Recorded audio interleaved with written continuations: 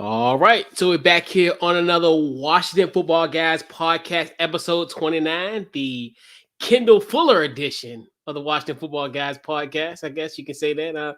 Didn't see any reputable 29s in our history, in our illustrious 89-year history that wore the number 29. But yeah, we're here. Very special week this week. It is Dallas week. And of course, we had to have a special guest for Dallas. By far the most boisterous Cowboy fan that we know, our guy Mo. What's going on, Mo? Hey, what's going on, fellas? I mean, a big week. Y'all are on a win streak. So you continue your win streak, make this game huge. It has implications. We see y'all twice, so this game does matter. It's not like it's the second time we already have a win or y'all already have a win. This game does matter. And probably, the second time we play y'all later this season, this is probably the division right here. Like our next two games that we have against each other is probably for the division. So, definitely a huge game this Sunday. One of the bigger games for the weekend when we talk about what the implications are on this matchup. Yeah. Rob, what's going on, Rob? Man, I don't remember a time that a Washington Dallas game has meant this much for both teams. And because usually as of late, it's usually Dallas, trying to finish out the season strong. Last year it was us when they, running through Sam Darnold and Ben and Jerry. So, the fact that they got their starters, we got our backup quarterback, it's going to be a fun time. Yeah, like you said, this is actually this game is actually gonna, I think, in theory, we always talk about this is the best rivalry of sports. A lot of people that are outside of our realm, they look at it as we think it's just a BS. But you look at now where you look at this type of situation, you got two games, we'll be playing each other twice in 14 days. So that's, you look at that and it's just gonna be, it'll be a great 2 weeks with that is concerned. But yeah, so fellas, we gotta dive into this matchup. Of course, we gotta start with our guests storylines to watch. Mo, what's your storylines to watch in this matchup? I mean, there's storylines on both sides of the ball, right? Or both sides. Washington's on a win streak. If we talk about the last 5 games, y'all have won. The last 5 games, we're 2-3. So that's definitely something. Does Washington? The biggest question is, does Washington continue their win streak, put themselves 1 game behind the Dallas Cowboys? And then, we've heard comments from Jerry Jones. He's not happy with the offense. He's not happy with the wide receiver group. Said they've kind of been running lazy routes. Is that bulletin board material, for the wide receivers? Did they hear what Jerry Jones said and go out there to prove them wrong? Or is that one of those, like he's being a Debbie Downer in the wrong week and we go out there and continue kind of our inconsistent play on the offensive side of the ball? But we also coming off a strong defensive, routing against Taysom Hill. Granted, I know Taylor Heineke is better than Taysom Hill. I think we all can acknowledge that. So, yeah, we turned the ball over 4 times. Our defense looked amazing. Our offense looked But, I mean, basically the storyline to watch, it's just the game. Like, the game in itself, with all the implications it has, and is I guess the biggest question is Washington going to be able to put pressure on Dak? Like, because that's kind of been the key to get to the Cowboys, to call some turnovers, call some untimely throws. So, I know without Chase Young, I understand it, but it's like Chase Young went down and that defense turned up. Like, and it's not that they're better off without Chase Young. It's just guys step up. Sometimes Chase Young's out. We're going to do it for this guy. We're going to step up our play. Next man up. And Washington has really answered the call up to this point. So I think the biggest, storyline is can they apply pressure on, Dak Prescott, because that has been the key to beating Dallas. Every team that has applied a lot of pressure on the Dallas Cowboys and on Dak Prescott has ultimately won those games. If you look at our wins, no pressure, Dak was able to do whatever he wanted to do. You look at our losses, Dak was under duress the whole game, had to make quick throws, had to make untimely throws, and our receivers couldn't get open. So there's a bunch of storylines, and I know we'll get into some of the matchups to watch later on too. Yeah, and before we get you, Rob, Kenneth, we got you. Remember, we got 2 matchups in 2 weeks. We're gonna hit you up. We still kind of develop a thing because we I don't know about Christmas Eve. We trying to iron out the details for the Sunday night affair in 2 weeks. So we got you, Kenneth. Don't fret, my friend. We got you, bro. we just couldn't have 2-on-2. It's going, It would have got too rowdy. It would have got too yeah, rowdy. Oh Y'all yeah, could, this would have been a 6-hour yeah, show. yeah, yes, y'all yeah, would have been able to jump me. 2-on-2, it would have got a little rowdy. yeah. There'll be virtual left hooks Yeah. going each direction. Potentially, but yeah. So Rob, yeah, your storylines this week. Um, this is a must-win for Washington, as far as those hurt feeling protocols, man. They'll get you every Yeah. time. This is a must-win for Washington as far as the division race goes. We're 2 back with 5 to go.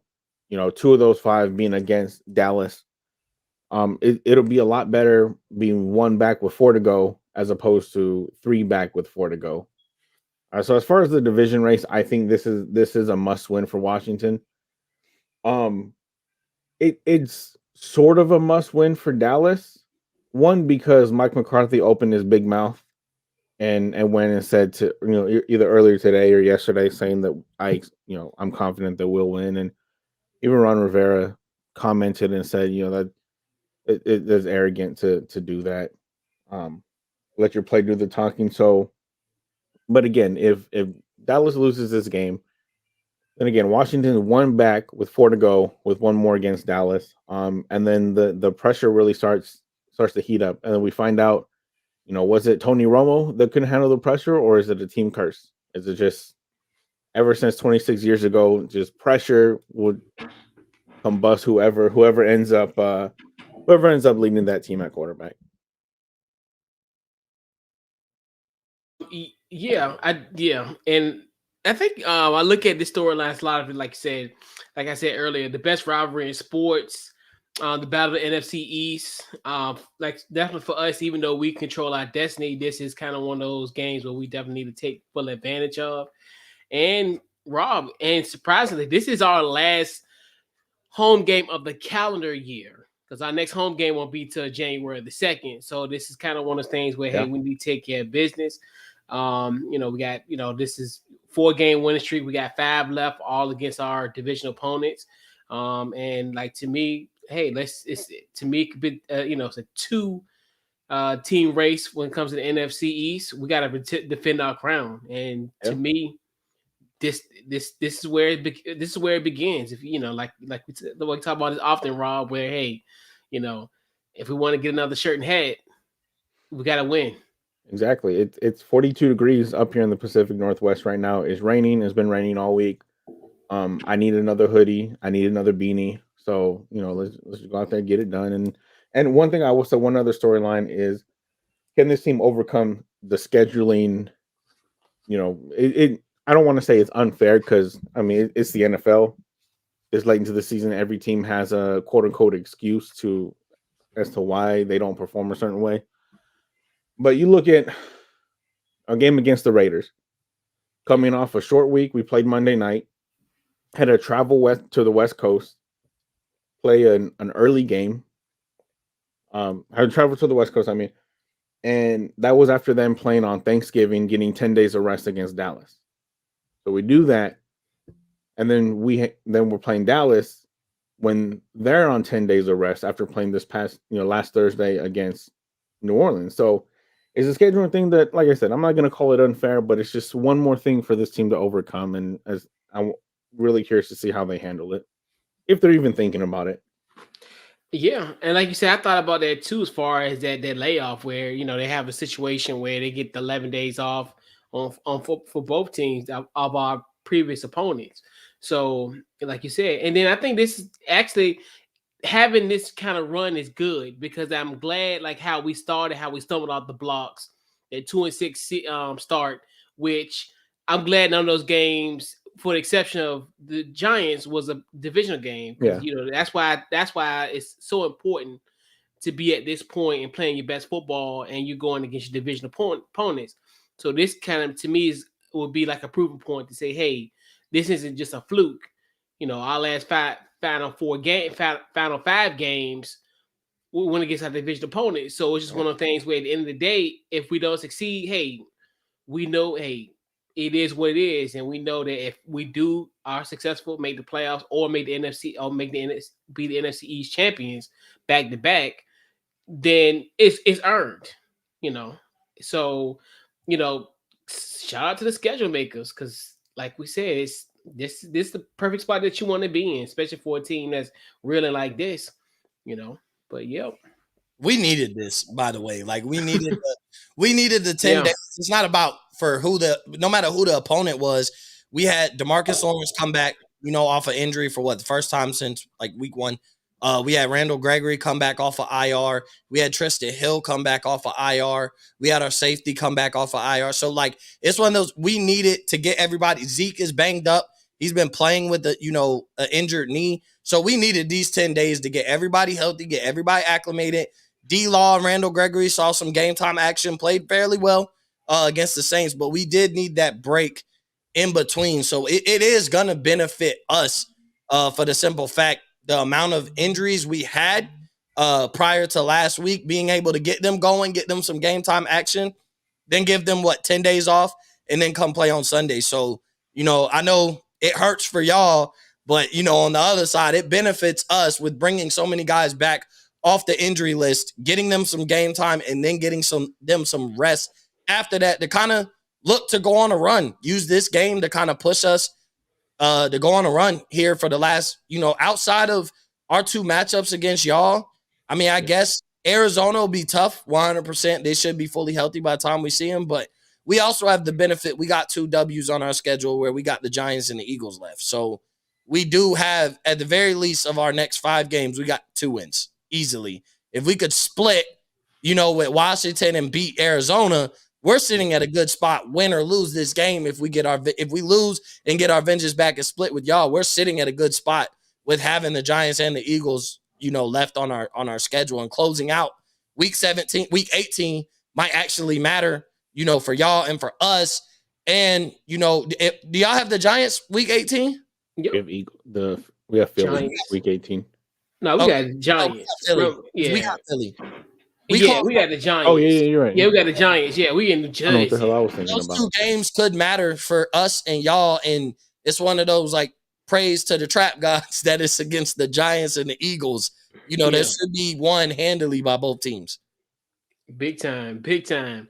So we have a very historic rivalry. So we definitely got to kind of go back to our memory banks to our favorite Dallas at the Washington football team moment.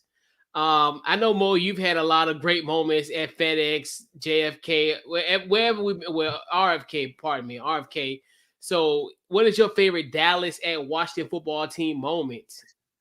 Because this is like the touchdown I remember like vividly. I'm gonna go back when we played in December 2013. Kind of the end of Tony Romo's career. We won 24-23. Tony Romo had a hurt back, ended up having to have back surgery. We were fighting for the playoffs. This game, it was basically around the same time that we're playing now with close to the same implications. Had we lost, to Washington, our playoff hopes basically would have been out. We wouldn't have controlled our own destiny after that game. I don't remember if we made the playoffs that year, but I know we were trying to keep our playoff hopes alive.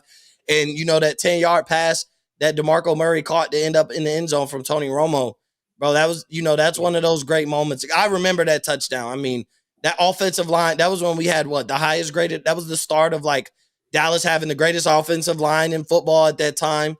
That was the time DeMarco Murray was the top 3 running back, in the league at that point in time. That was the start of really, putting the ball in DeMarco Murray's hands behind that great offensive line. So that was a lot of great times, at least on the offensive side of the ball for Dallas. But of course, like, none of my favorite memories are going to be anything where y'all came up in a victory. So, yeah, that December 2013, close to the same implications. We had to keep our playoff hopes alive by winning that game. And, Tony Romo ended up coming through and winning that game and then had back surgery after the season.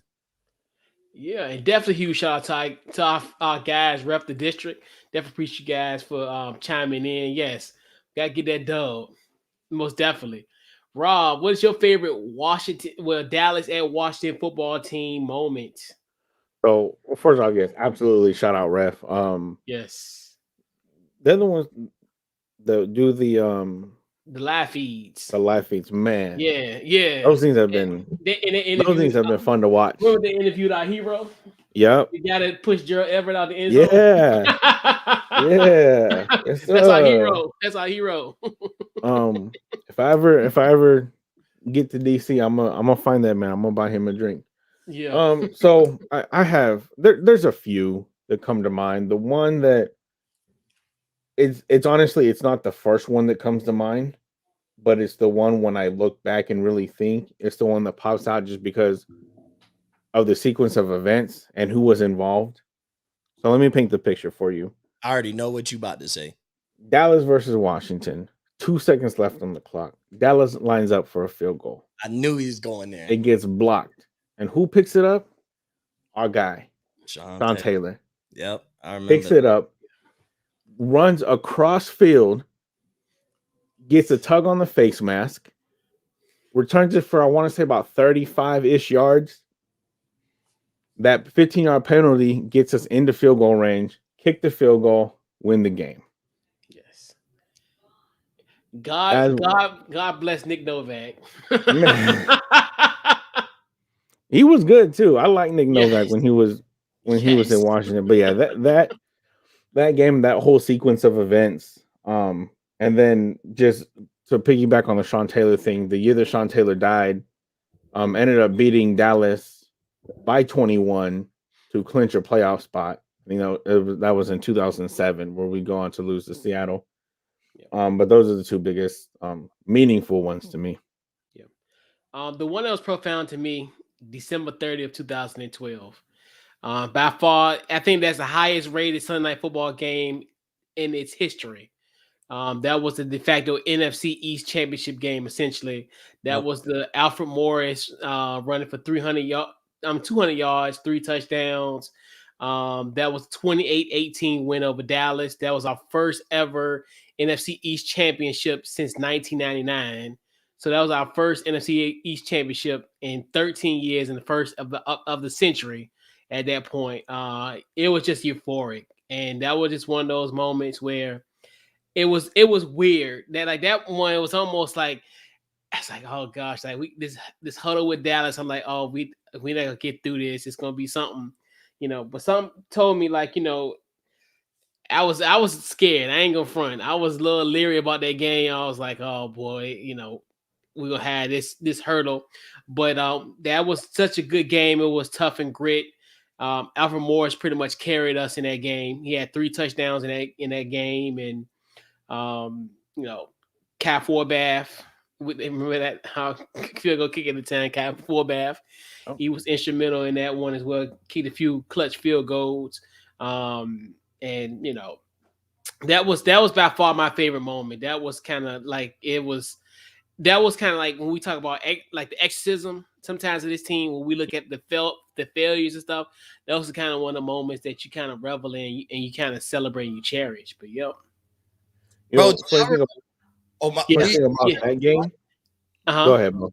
Do y'all remember the one that probably is one of the worst games we had to watch as Cowboys and as Washington fans, when we had to watch Monday Night Miracle Kitna versus Rex Grossman? Yes. You remember that? No Romo, yes. Donovan McNabb, John Kitna versus Rex Grossman. And that game actually had some implications.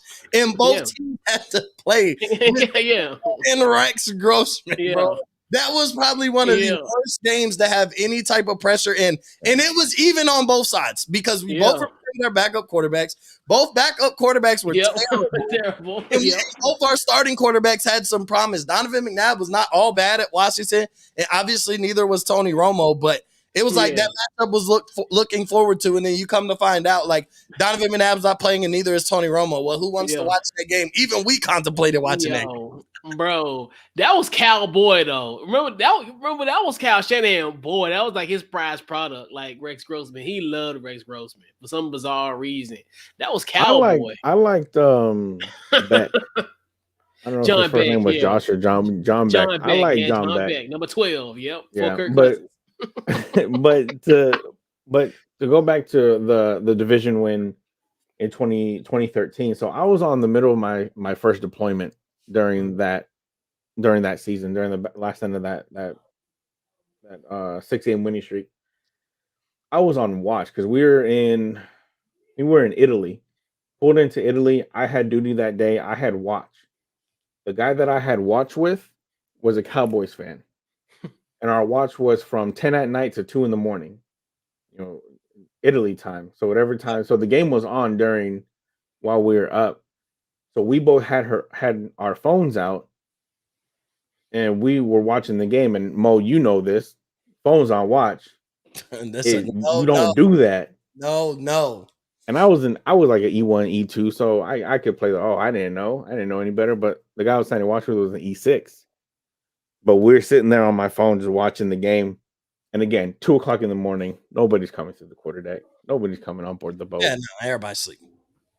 But yeah, so I did get to watch some of the game. But yeah, that game, I could imagine watching it live around other people, even being at the game would have been electric. But again, honorable mention is the Monday Night Miracle, where Dallas was up 13-0, controlled pretty much the entire game. And in the last 4 minutes and some change, your boy Mark Brunell throws those 2 bombs to Santana Moss, end up winning the game 14-13. That's the one that always comes to mind. But that game itself didn't mean anything really. Even in the grand scheme of the season for us, it really didn't mean much. That's why the block field goal is the one that I always look at. Yeah. So many great memories from this story of rivalry. And we talk about this team, and you talk about both of these teams, and we also talk about that hard hat, bring your lunch, bring your dinner. But this might be a type of matchup that they might need to bring out some Built Bar. So definitely shout out to Built Bar. They are truly a standout among power protein bars with its exceptional nutritional profile, so many delicious flavors as well. So use our promo code Off the Ball, which gives you a 10% off discount. So don't forget to head over to Built Bar. And it's definitely a great matchup for it because we're gonna have to pack your lunch, dinner, and a protein bar for this matchup. So Mo, your matchup to watch. Y'all know me. I love receivers. I love corners. So I'm gonna go and I'm gonna say my God. This is the one. There's two times a year. I can't root for this young man to have the game of his life to play absolutely amazing, and I think it's Terry McLaurin versus Trayvon Dix.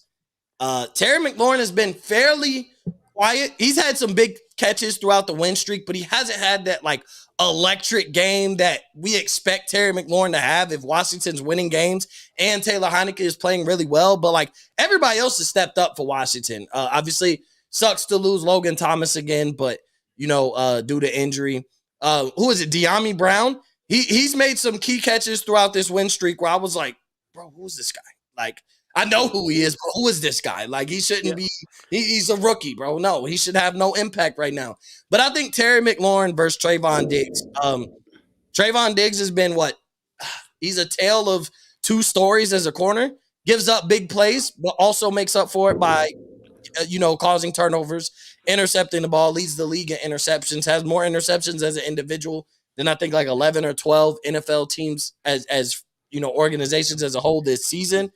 But I think this is going to be one of his toughest matchups. When you look at everything as a whole, Terry McLaurin has been fairly healthy. He got dinged up in a game, but he hasn't missed games. He hasn't missed multiple weeks. He's not coming off an injury.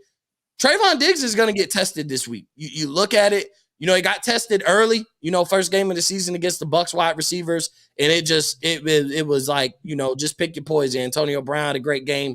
Trayvon Diggs couldn't guard everybody. I think this is a time where he's going to be shadowing Terry McLaurin. And so I think no Logan Thomas. I think, Dallas, if they're any type of smart, and I think Dan Quinn has showed he's a capable defensive coordinator. You put him in, and he's on Terry McLaurin, man coverage. I don't care what else you run after that. You can run zone, but Trayvon Diggs' sole purpose is to make sure Terry McLaurin has a long, hard, bad day. And any catch that he does make, He had to fight for it. He doesn't have any energy to get no yards after catch because he had to put all his energy into getting enough separation to catching the ball. So that's one of the biggest matchups just because. And then you talk about stardom. Like Trayvon Diggs is a star corner. Terry McLaurin is a star wide receiver. So when you get that one-on-one matchup, those are typically always fun matchups anyway because corners look forward to those and so do those receivers. There's just certain corners in the league and certain receivers in the league that mark certain matchups. And I know Terry McLaurin, especially, he might not have at the beginning of the season, but I know after seeing how well Trayvon Dix has played, I know Terry McLaurin circled those 2 games against Dallas and is like, not only is this a division opponent, but I'm going to fry this guy who claims to be, Diggs Island over there in Dallas, and I would love to do it in this matchup. So I think that is a huge matchup to watch because you're going to be asking for a lot from Taylor Heinicke if Trayvon Diggs is able to contain Terry McLaurin. And you're also going to be asking a lot for the rest of the Dallas defense if he's not. Big time. Rob, what you got?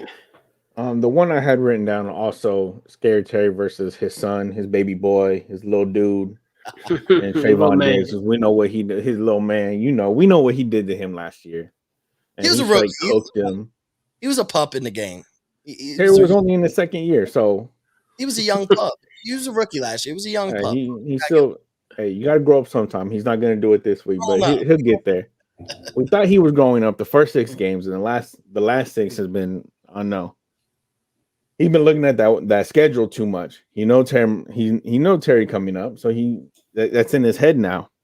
Yeah. So that was the one that I had written down, but Mo took it, which is probably going to be everybody's matchup to watch. I'm going to look at the running backs, Cowboys running backs against our front 7. Our front 7 has been playing very well these last 4 games during this winning streak. Defense as a whole has been playing a lot better. I don't know the status of Landon Collins off the top of my head right now. I believe he's going to be back. Yeah, so, he practiced. I think he limited practice today. If my memory serves correct. That's a good sign.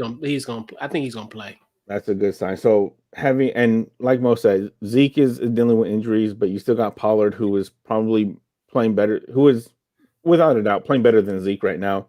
And he's questionable at the same time, so we might be screwed.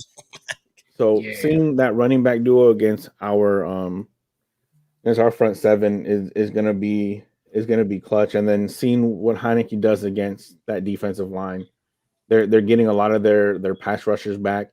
Dallas is, and Heinicke in the last 4 games has been playing probably obviously the best football of his career. He's only started about 13, 14 games, but his numbers the last 4 games, he's throwing 77% completion percentage. 7 touchdowns, 2 picks, 110 passer rating.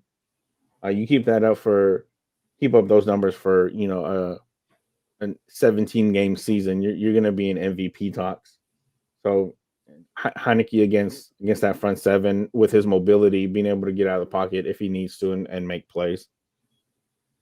Yeah, big time. I agree with you as well. It's gonna be really in the trenches.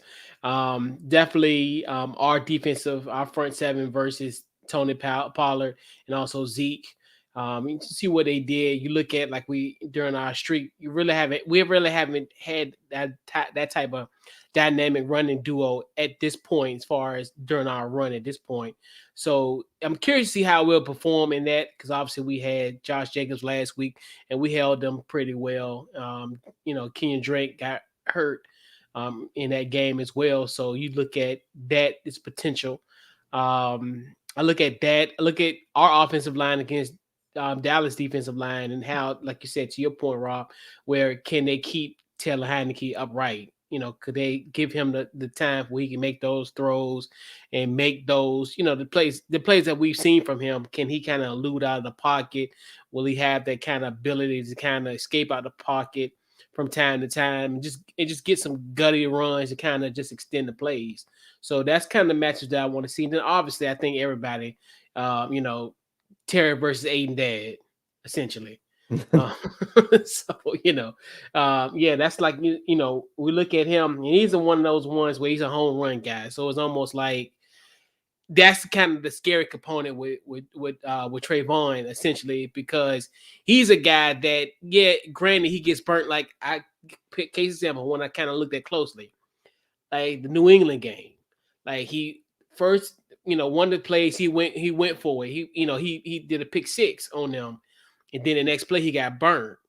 Cooked. Those, yeah. So which one you gonna get in this matchup? Which we've had a lot of situations, and especially with the Raiders last week, where we had a lot, guys had the opportunity to pick off Taylor, and it could have been ugly.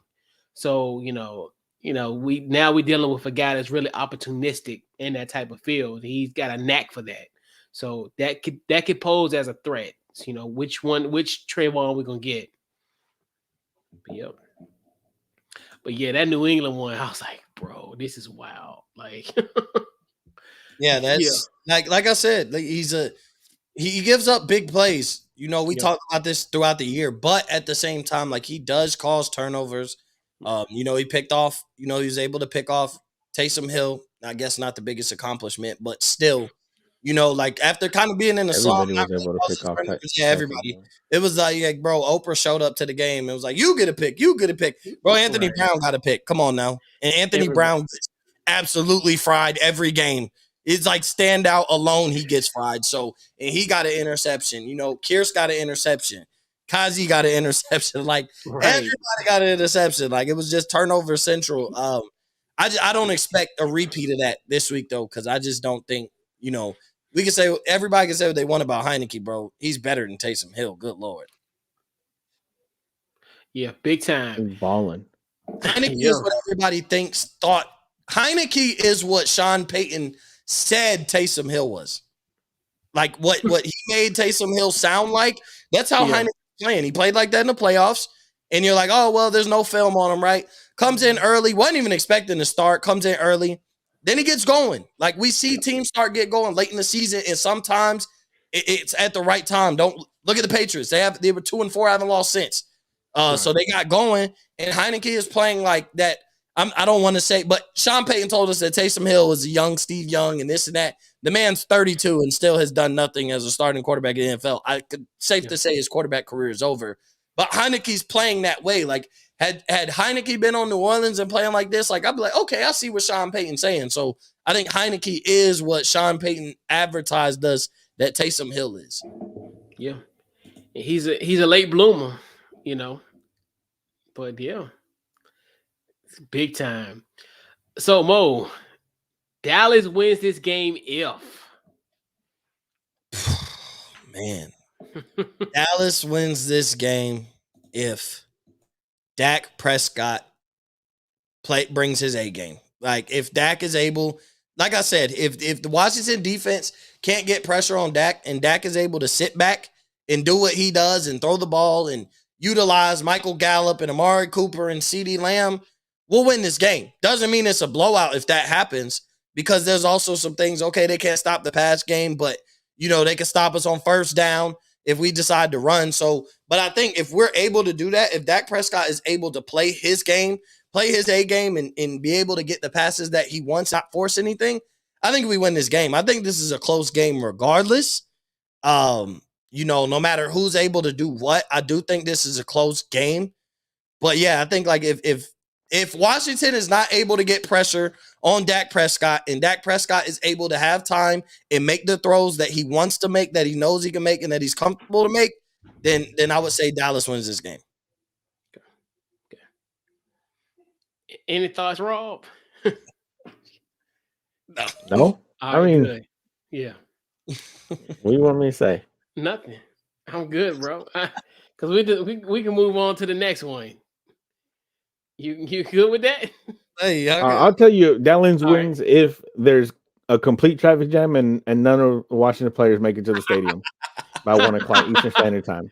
That's how Dallas is going to win. That's fine. Yeah. It's a couple factors, I think, with them potentially. If they're able to get some interceptions, get some turnovers off of Taylor, I think that could be a situation. If they, it's a lot of factors, I think, too. Like, Dak Prescott's another one.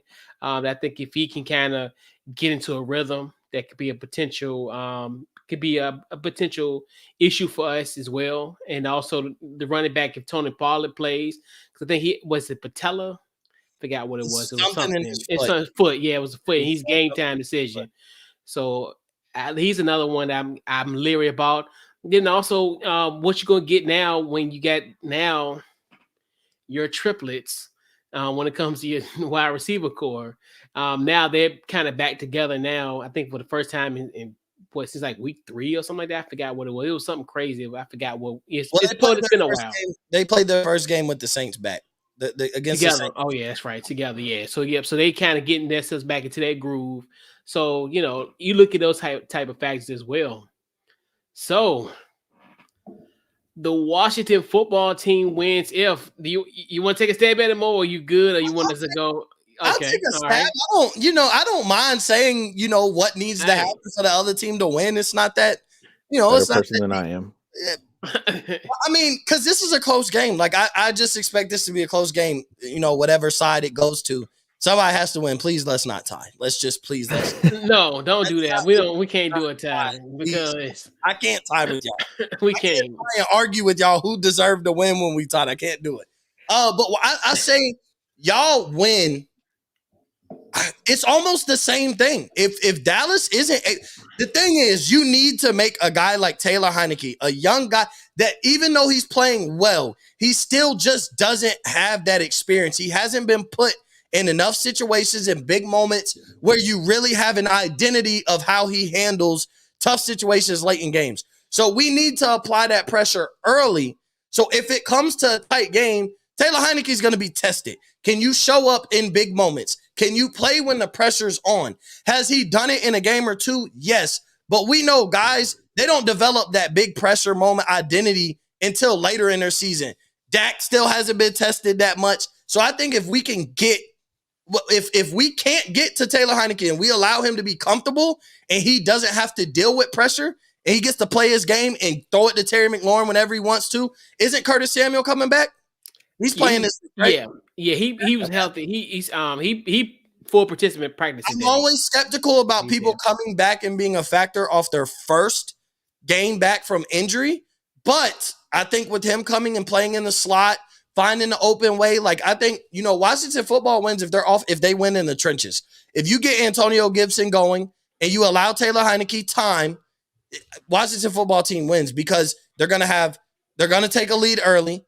If they're controlling the trenches, they probably score the first time they touch the ball, whether they get the ball first or not. If Antonio Gibson gets going, that's going to be a problem for Dallas. It always has been, is when that run game gets going, and now we have to fully focus on the run and play man-to-man. And Taylor Heineke, we're not getting pressure on the quarterback. So I think if we can't get pressure and we allow Antonio Gibson to control the tempo and Washington win in the trenches, we lose this game. Like it comes down, we have to win the battle in the trenches, which means we cannot let Antonio Gibson run freely, and we cannot let a guy like Taylor Heineke with no pressure, because then at that point, guys of his caliber, who's not a top 5 quarterback and we know handles pressure well, is going to play his game. And when he plays his game, Washington's been winning games. So why would I think if Dallas doesn't, if they continue to allow Taylor Heineke to play his game, they're on a win streak. They're winning because he can play his game. So I think we have to throw Taylor Heineke off his game, and we got to win the game in the trenches. But if we don't, Washington football team wins. If we can't win in the trenches, Dallas doesn't win in the trenches. Antonio Gibson gets going. Heineke's back there in the pocket, dancing and doing everything else, and then throwing the ball. Washington football team beats Dallas, and they might actually beat them handily. If they run the trenches, bro, Washington might actually beat Dallas handily. Ron, what you got? Your keys. We've been saying it for the last 4 weeks. We've been saying it all season, but they've actually listened to us the last 4 weeks. We got to control time of possession. We've done that in each of the last 4 games. Our defense needs to play the way that it's been playing, which I think it will. Mo made a comment earlier about Chase Young being out and Montez Sweat. He was supposed to come back this week, but he contracted COVID, so he's out this game for sure, possibly the next game. It depends on his upcoming COVID test. In the first 8 games, his defense was giving up 389 yards per game and giving up nearly 29 points per game. in the last four, they brought the yardage down a little over 100 yards, down to 286 per game, and that's total yards, passing and rushing. The most we've given up this win streak was last week against Vegas, and they only got 310 total yards, which in the league that we're in now, in the passing league, the fact that those are numbers you expect from a quarterback. You expect those passing numbers week in and week out. Total yards, giving up total 310 yards is very good. Need to keep that up. And then points, giving up 28.3 points per game the first 8 games. The last 4, we've cut that down a little more than 10 points, down to 17.5 points that we've given up, the last 4 games. So if our defense just sticks to what they've been doing, if Landon Collins comes back and is able to help that linebacking core help control the trenches and kind of keep Ezekiel Elliott and Pollard at bay, I think that's going to go huge into helping us control that time of possession once again. And then Taylor Heineke just needs to stay efficient. I mean, I've talked about it every single game that he's played these last 4 games. He's not flashy. He doesn't have flashy numbers in the box score, but he's efficient. You look at, I brought it up earlier, 77% completion percentage over the last 4 games. You don't see that those type of numbers, that completion percentage over an extended period of time. The fact that he's done it over 4 games is tremendous. He's only throwing 220 yards per game. So, like I said, he's not putting up flashy numbers. Only 7 touchdowns in the last 4 games. But again, only 2 interceptions, a 110 passer rating. You can't ask for more from your quarterback, especially somebody like Taylor Heineke. You're not asking this from, he's not Tom Brady, he's not Aaron Rodgers, he's not Russell Wilson, he's Taylor Heineke. And he's finally understanding that. He understands he's not a Josh Allen, he's not a Lamar Jackson, he's not a Patrick Mahomes. He is a Taylor Heineke. So as long as all those things fall in line and we keep doing, Scott Turner comes up with a solid game plan again to keep the ball out of Dak Prescott's hands, to keep the Dallas defense on the field, get them tired. We need more 6, 7, 8, 9 play drives. But those drives need to end in points too. That's one thing that we've struggled in. Over the last 4 games, we've scored 22.5 points per game. That's only up 3 points from the first 8 of scoring 19.5. The Seattle game obviously was, we didn't have a kicker, so Ron Rivera called that game a lot differently than probably what he would have had Joey Sly not gotten hurt. But last week against Vegas, we had so many 6, 7, 8 yard or 8 play drives ending in punts. We got to capitalize on drives like that, and even if it's just 3 points, here and there, you gotta end in points. Yeah, big time. And like you said, we've been talking about this, harping on the fact week in and week out, even up until when we played the Chargers in September, almost 3 months ago. Control the tempo. I think the big thing with us is, like we talk about pretty much every game that we played thus far in the season. I always use the metaphor: we're bringing a butter knife to a gunfight. So in order for you to not to not get taken advantage of in these type of matchups where you're on paper are devoid of the weapons of our opponents, you have to control the tempo. And obviously with that, control the tempo, time of possession, run the football effectively. And like we said, Taylor Heineke now, what he has done now is he's taking what the defense gives him.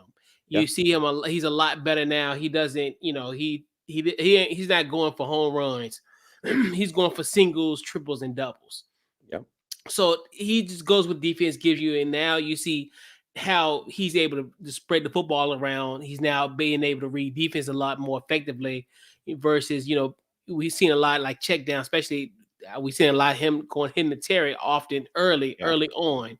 But now you're seeing guys emerging like, Adam Humphries. We talk about him often. John Bates, what he's doing. Diame, sometimes he been getting some clutch plays. And even when Curtis was in there in spot duty, like they had him a lot on screens. So he's kind of knowing what he's doing and playing, and not playing above himself like he was in previous weeks and, during our losing streak. So I look at that third down conversion, and you keep Dak and those boys off the field. you keep them on the sidelines, pacing, anxious, like, oh, I need to get back here. It's been about 15, 20 minutes. Keep them off the field. Yeah. And you control. That's how you control the tempo. You just do what you done for the last 4 weeks. And I think that this could, it could be successful, and and get us closer to our goal. But yeah. So fellas, it is prediction time.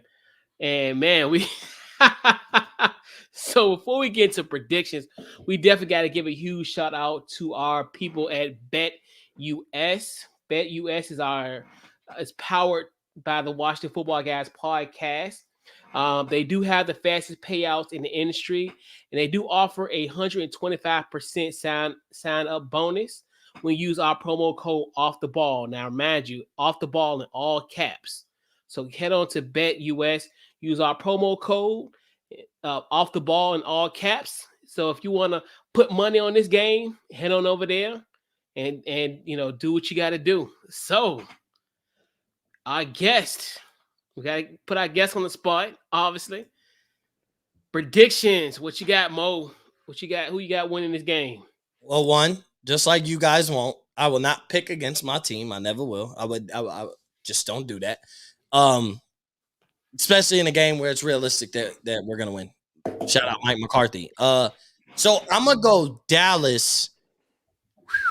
I'm gonna say 28-24. I think, like I said, I think it's a close game. Regardless, I think it's down to the wire. Even winning 28-24, I see a scenario. Dallas is down, 6 minutes left, 24-21, quick strike, put it back in Taylor Heinicke's hands to see, with a little bit of time, maybe right under 2 minutes, right above 2 minutes, see if he's able to get it done. We're up 28-24. Our defense prevails. Like I said, I really think this is a close game. But, of course, I'm going to go Dallas. Yeah, I'm going to go Dallas 28-24. I know y'all don't give up, during your win streak more than 17.5 points. I think outside of the Tampa Bay Bucks, this is the best offense y'all have faced in the win streak outside of the Bucks, and y'all did a good job against the Bucks, definitely. But Tom Brady had one of his worst games, which was, of course, because of y'all's defense, but still, I think, we break that. But at the same time, I know we don't give up a lot of points. 28-24 in today's world is not a high-scoring game, essentially. That's about your average NFL game when it comes to scoring. So, yeah, I take us 28-24, though. I think there's consistent scoring from both sides.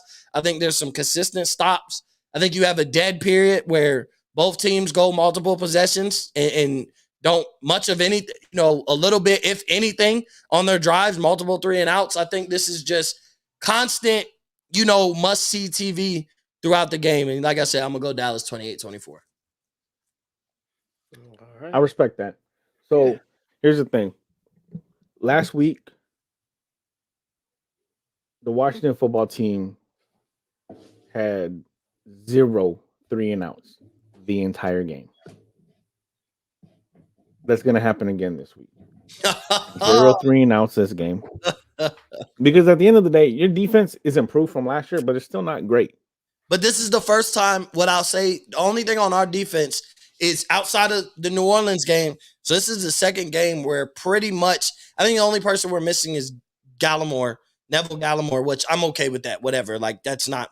Tristan Hill's back. DeMarcus Lawrence is back. Randy Gregory's back. This is the healthiest our defense has been. It has improved, but I think, seeing game 2 of us being fully healthy, I think this is, and we got PFF ranked highest rated pass rusher on the season this year in my rookie Micah Parsons. Just want to throw that out there. The guy who made me look bad for my celebration or lack thereof on draft night. That's true. That's true. You were not excited about. You weren't excited about your pick. Well, me and Coach weren't excited about our pick. And they balled. Standing out. My guy's balling. Davis, your guy's probably defensive rookie of the year. But I was in distress. But Jamin Davis, he's playing all right. He's definitely getting more acclimated to the system, and he's definitely playing a lot better. I'm gonna go with the trend that this team has been on the last 3 weeks, or last 2 weeks rather. I'm gonna go 17-15. Okay. 17-15 against Seattle. We won last week 17-15. Mo, you can't. Here's the thing. Taylor Heinicke. That low? Yes. I'm just saying the low part. I mean, you gonna pick your team. I don't expect different, but you think it's that low? You think the highest score has 17? I don't know. That's been the score of both our games the last 2 weeks. We beat Seattle 17-15. We beat the Raiders last week 17-15. I'm just going with the trend. I'm trying to keep it going. Coach has his trend, his little superstition. I've picked mine. I'm gonna go 17-15. Thing is, Taylor Heineke's been playing very well in big situations. Mm-hmm. Especially they started off with the game in Tampa. You had the ball with 11 minutes, 11 and some change. You need a 19 play, nearly 10 minute and 31 second drive to cap off a touchdown to seal the game. Yep. He plays his best ball on third downs, hands down, where he can improvise. He can do what he needs to do. He makes the plays. That's when he plays his best, is on third downs. Last week against Vegas goes down, kicks the field goal so Heineke throws the pick. His arm gets hit. He throws the pick. Defense holds them to a field goal. They take the lead. 13 or 16, whatever the score was. I'm trying to do the math in my head from 17-15. 14-15. It was 14-15. Yeah. Oakland or Vegas had the lead. Taylor Heineke drives down the field to get in field goal range to give Brian Johnson a chance at a game-winning field goal, which he did. That was coming off a pick. So he's doing what he needs to do. He plays well in big situations, and he's going to continue to do it tomorrow. And I'm going to say 17-15 Washington. Okay.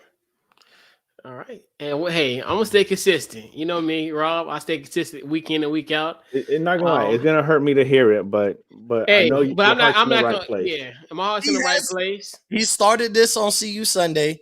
Ever since he started this, they have been winning. I will say that. I'm gonna keep doing it. So give me in this win. Who's gonna win this game? I think the Austin football team will take care of business.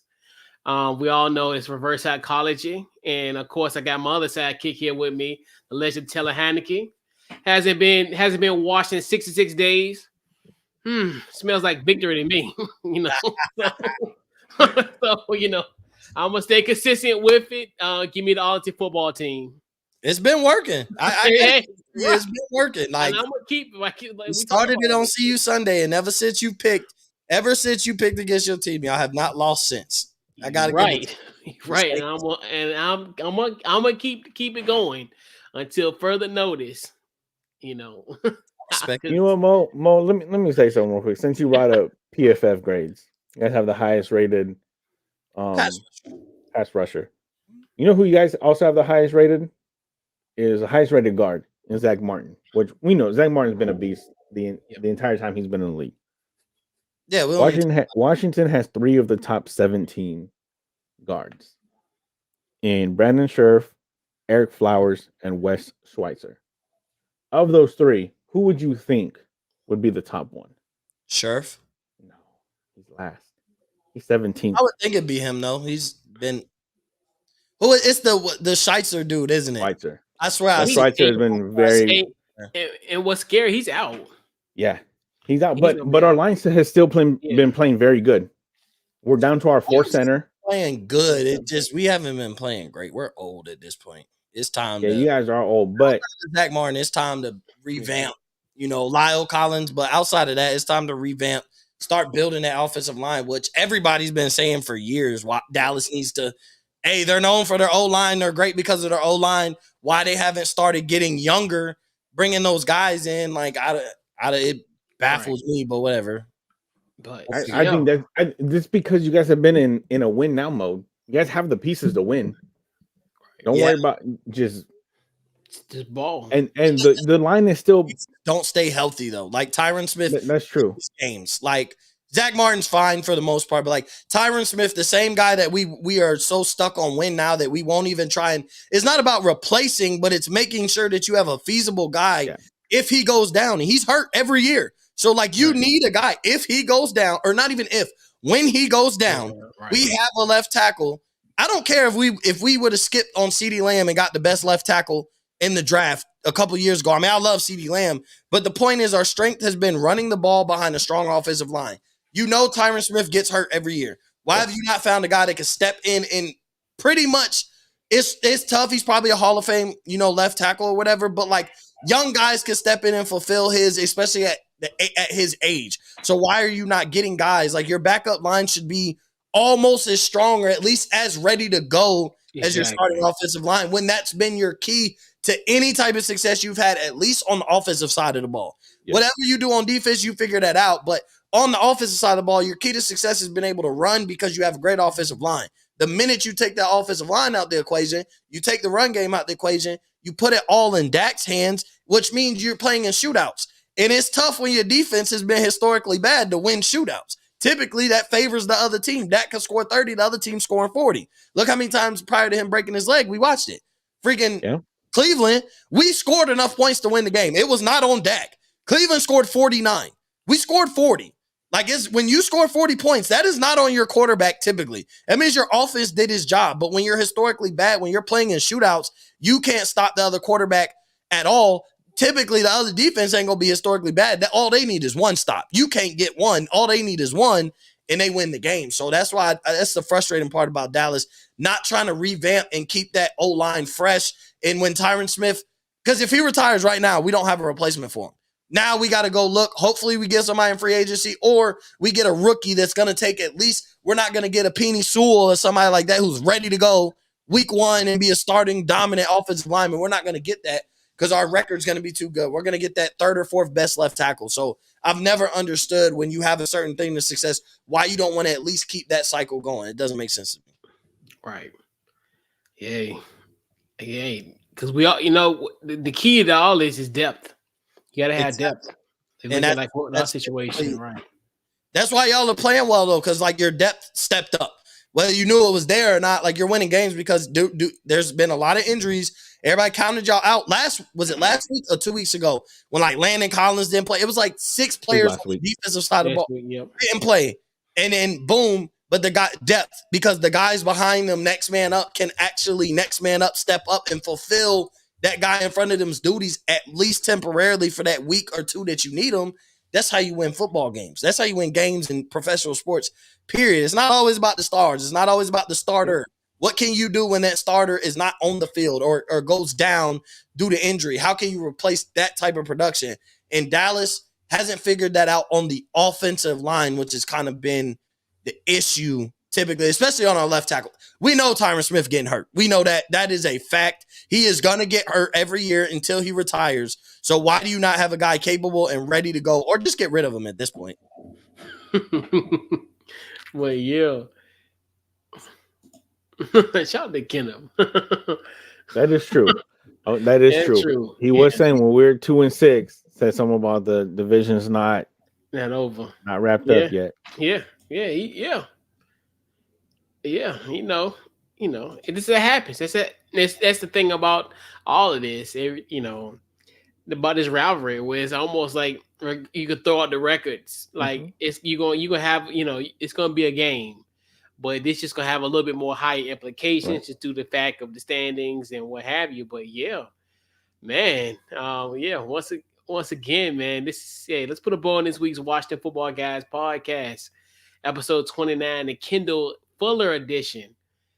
Mo, social media, upcoming projects. What you got? Yeah, you can find me at Mo_Cheese15 on Twitter, Instagram, at Up and Flame Spot on Twitter, Instagram. Make sure you go to offtheballnetwork.com for all your sports needs, entertainment. Go check out all the wonderful shows that we have over there at Off the Ball Network. And make sure you download Dash Radio and favorite the Nothing But Net channel because we got shows on Monday, Wednesdays, and Saturdays, but we have Off the Ball Mondays. Where it starts at 11 a.m. Eastern with me. Strictly basketball on those days, but, great basketball content from everybody, from me, Chris, Kenneth, Steven. We got Cole on there now. Steven and Chris got their draft show on there. And shout out to Rob, kind of the newest member of Off the Ball Network. Also, the guy that's made everything happen with what we've done at Dash Radio on the Nothing But Net channel. So, yeah, just make sure you go support us over there on Dash Radio because We gonna blow. Football channel's next. Just wait on it. All right. Yes, sir. They're Yes, not ready sir. for that. They ain't ready for that. Yeah. Rob. You already know where you can find me, FNC Pod on Twitter, Football and Chill Podcast on Facebook and Instagram. Trying to get Cruise Island back next Wednesday, which would be the 15th. This week work has been wild, so I didn't do one this past Wednesday. We're gonna work towards the 15th. I have what do I have? Later on tonight, if you're into gaming, I'm gonna be playing. I'm gonna be trying to play the new Warzone map, Caldera. If this updates in time, if for those of you that play Call of Duty, you know those updates are take a day and a half. But before we close out, I do want to say, if you're religious, please send your prayers to the family of Demarius Thomas. If you're not religious, please at least keep his family in your mind. He was found dead earlier this morning, dead at 33 years old. You know, we just watched him win a Super Bowl in Denver and be a big part of that team and arguably the best offense we've ever seen in the league. The year that they lost the Super Bowl, but definitely just keep them in your mind. Yep. Yeah, absolutely. Yeah, that was a shock yesterday hearing that.